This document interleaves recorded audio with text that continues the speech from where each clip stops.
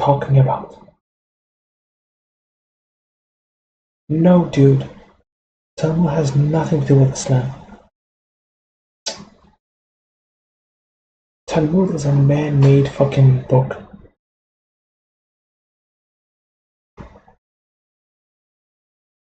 Has nothing to do with Quran. Zero. Have no relation to each other.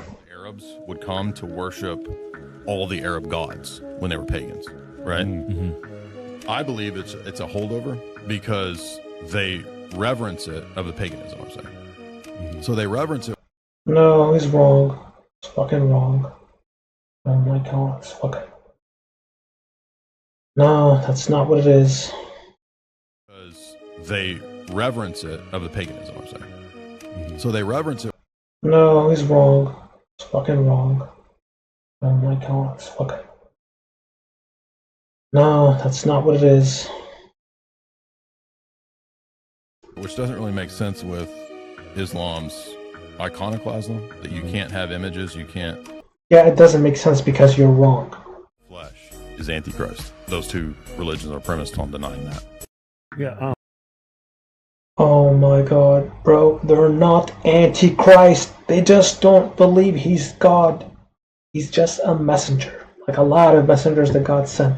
That's what he is. Just another messenger. He's not God himself. It doesn't make sense for him to be God. He's respected as another prophet, peace be upon him. Muslims do not hate Jesus, for fuck's sake. Stop mixing Judaism with Islam. Islam does not hate Jesus. Islam sees Jesus as just another prophet before Muhammad, peace be upon him. That's it. He's another prophet in respect. That's all. Muslims don't hate Jesus.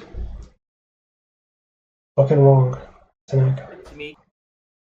Because they're not in charge. That's why you keep criticizing, because they're not in fucking charge. If you criticize the actual people in charge, you get demonetized, your bank accounts get shut down, your social media accounts get shut down.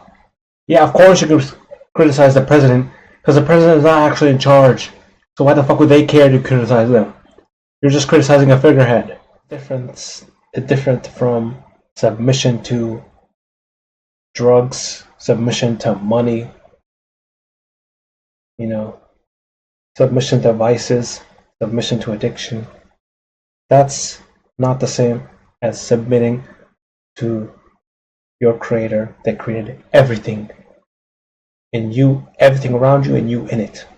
So instead of man, so I don't know why he's fixing on the gender aspect of it. No, we're human beings. We're created by God. So we submit to God. We submit to our creator.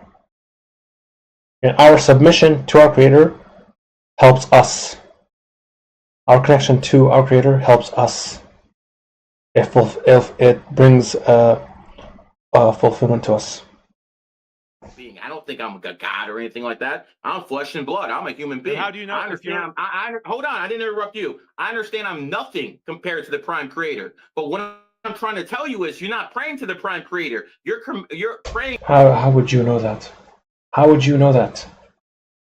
You don't even speak Arabic. You can't even read the Quran yourself. How would you even know to make that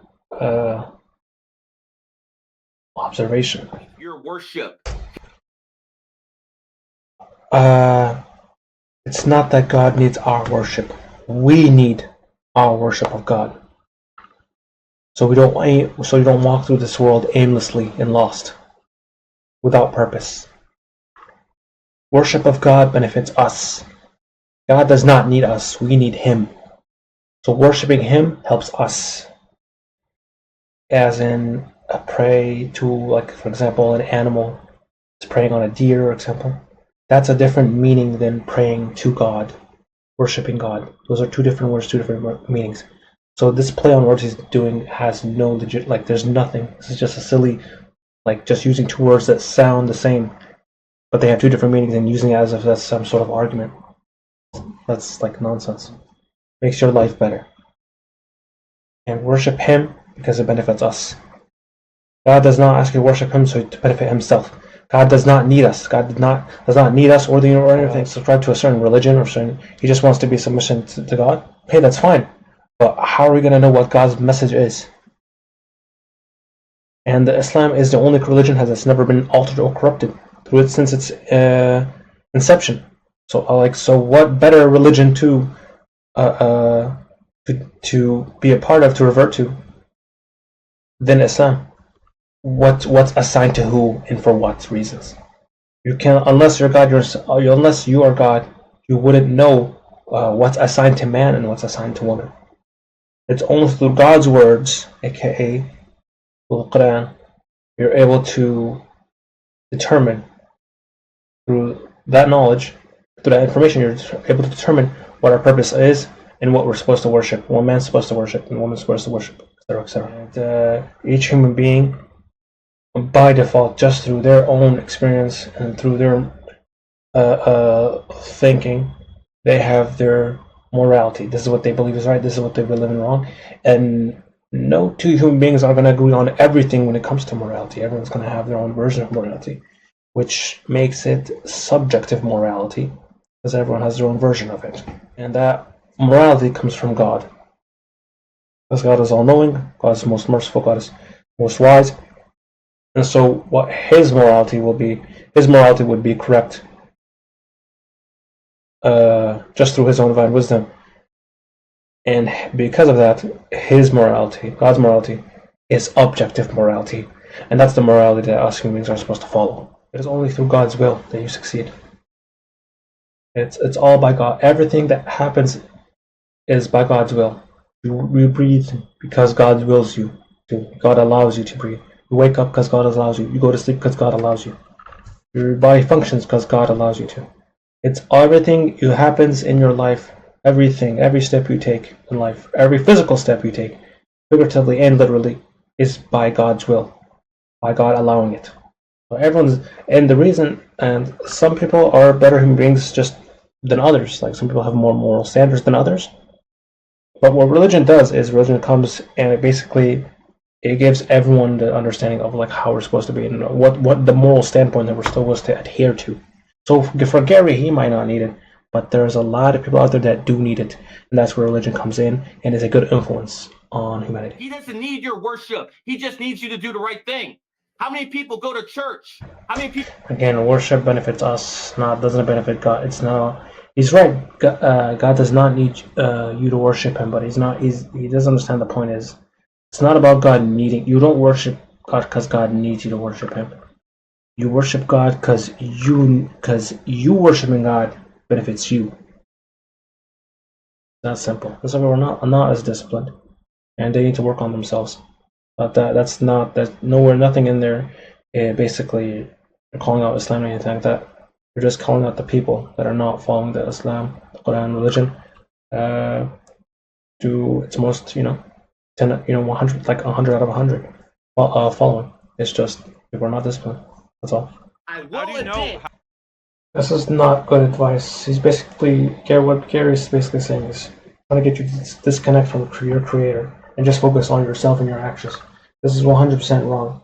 There's a spiritual component to humanity that needs to be fulfilled, and that can only be fulfilled by having a connection with your creator. So don't listen to Garry on this. This is very bad advice, and I feel bad for anyone that's getting influenced by this. This is like completely the wrong message. Side of humanity that needs to be fulfilled. There's nothing else that will be able to fill that.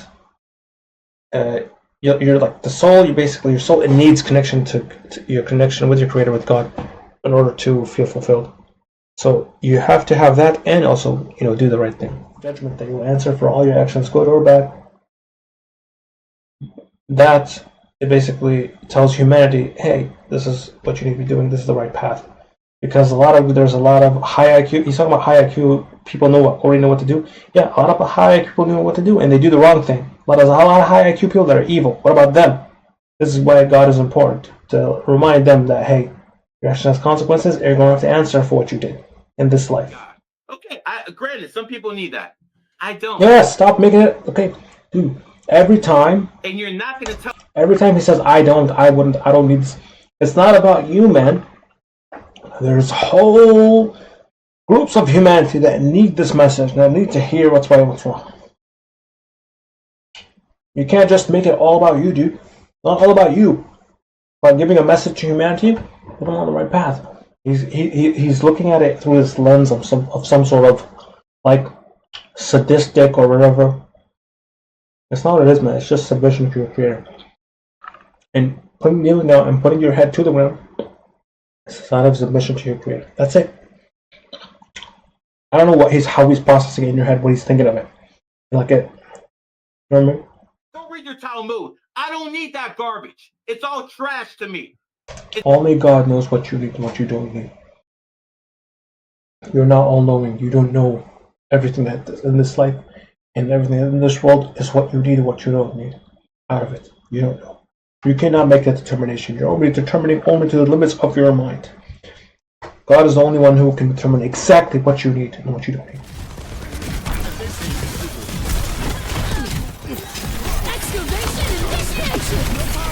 Get in there.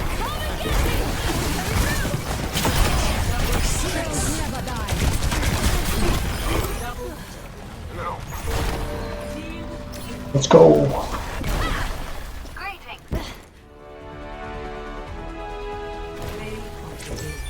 Let's go.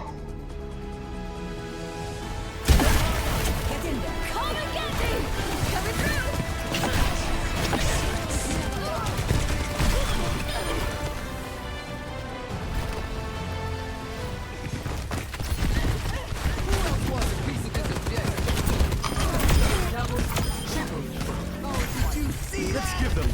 Let's go.